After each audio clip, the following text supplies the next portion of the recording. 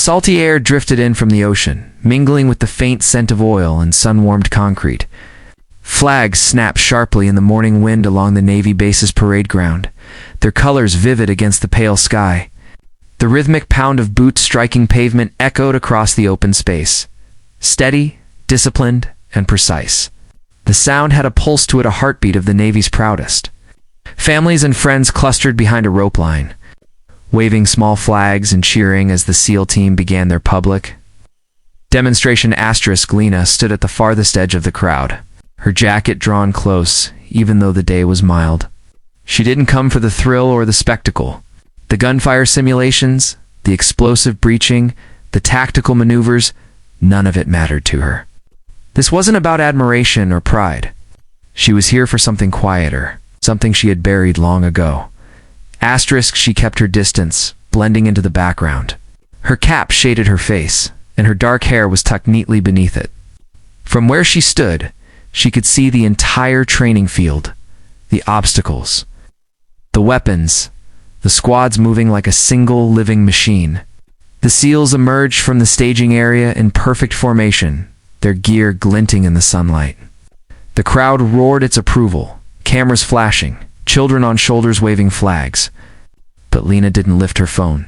Her eyes didn't search for faces, they searched for something else. Something only she would recognize. The men worked seamlessly, moving as one. They scaled walls, rappelled down ropes, dove, rolled, fired blanks into the air. Every motion was clean, efficient, and deadly precise. Their commander's voice carried across the field through a headset, sharp-clipped, commanding without aggression. Lena recognized something about him instantly. Not his name, not his face, but his bearing. Leadership wasn't just something you wore like a rank. It was in how you stood, how you scanned the horizon, how you carried the weight of responsibility without showing the cracks. She noticed the small scar by his temple, the way his eyes moved, always calculating, always aware. When the final demonstration ended, the team regrouped near the front for a Q&A session. The commander removed his helmet, revealing short-cropped hair streaked with gray. His face was weathered, lined in the way only years of danger and duty could carve. The crowd clapped, parents beamed, and children shouted questions about cool gear and secret missions. The commander smiled faintly, patient and kind as he answered them. Lena decided it was time to go. She turned quietly, hoping to slip away unnoticed, but a gust of wind caught her jacket, blowing it open just enough to reveal the inside of her forearm. The tattoo was small, barely 3 inches, but unmistakable to those who knew its meaning, a trident with 2 dates, one above, one below. The commander froze mid-sentence. His gaze locked on her, sharp and unwavering. Lena felt her stomach drop. He couldn't possibly see it from that distance, she told herself. Yet his eyes didn't move. The crowd blurred around him as he stepped away from the group, murmurs rising as his men exchanged confused glances. His boots crunched on gravel as he walked toward her, his expression unreadable. Where did you get that? His voice was low, steady, but there was an edge beneath it. Lena glanced down at her arm, then back at him. It's just a tattoo. He shook his head slightly. No, that's not just a tattoo.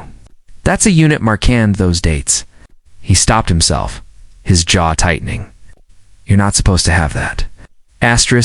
Maybe I'm not, she said quietly. But I do. Who are you? His tone wasn't hostile. It was cautious, almost disbelieving. You wouldn't believe me if I told you. Try me. She hesitated, the wind tugging at her hair. Finally, she exhaled. My brother was in your unit. Mason Clark. The change in his face was immediate. His jaw tightened. The weight in his eyes shifted from suspicion to memory. Mason, he said softly, almost to himself. You're his sister. Lena nodded. That tattoo, it was his. No, he said, voice roughened by emotion. It's his mark. His legacy. It's mine now, she replied, her voice trembling slightly. He gave it to me before he left for his final mission. He said, if he didn't come back. It would remind me that he was where he was meant to be. Asterisk, the commander looked away for a moment, blinking hard. The noise of the demonstration faded behind them until all that remained was the faint flutter of flags and the sound of the sea. Asterisk, I remember Mason, he said finally, his voice steady but thick. He was one of the best men I ever served with. Brave, loyal, smart as hell. We lost him and he trailed off, unable to finish. Asterisk, I know, Lena said softly. I know where it happened. He told me before he deployed what they were planning, what he was walking into. I didn't want to hear it then, but I listened. He told me that if I ever wanted to understand why he chose this life, I needed to come here one day. Asterisk, the commander's throat tightened as if he were swallowing something bitter. He never told us he had family. Said it was better that way. Asterisk, it wasn't better, Lena whispered. It broke my family. My mother still keeps his room untouched. My father barely speaks. I didn't want to be near anything military again, but today something pulled me here. Asterisk, until today, the commander murmured. You came because you needed to see what he gave his life for. Asterisk, he looked down at her tattoo again, then reached into his vest pocket. From it, he pulled a small worn cloth bundle and held it out to her. I've been carrying this since that day. Didn't know who it belonged to. Until now. Asterisk, Lena hesitated before unfolding the cloth. Inside was a tattered uniform patch Mason Clark, embroidered in faded thread.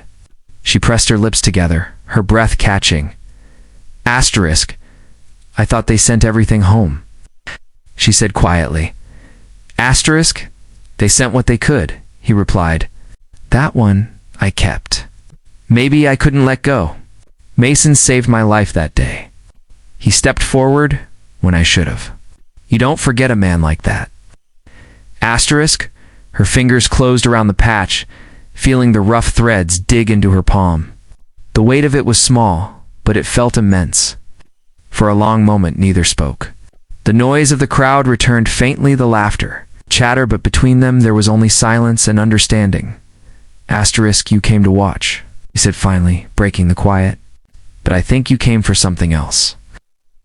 Asterisk, maybe, she admitted. Maybe I came to remember him the way he lived, not the way he died. Asterisk, he nodded slowly.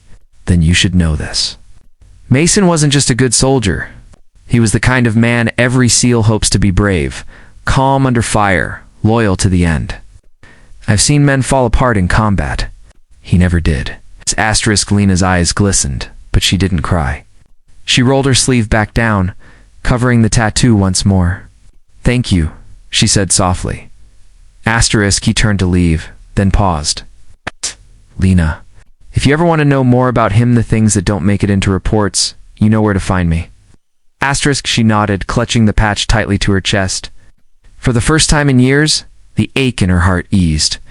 She didn't feel alone in carrying Mason's memory anymore. As the commander walked back toward his team, the sun broke through the clouds, scattering light across the parade ground. Asterisk, Lena stayed where she was for a long moment, listening to the wind and the distant crash of the waves. Then she whispered, more to herself than to anyone else. You kept your promise, Mason? Asterisk. And for the first time since he left. She smiled, fragile but real. Asterisk, if this story touched your heart, don't forget to like, comment, or subscribe for more.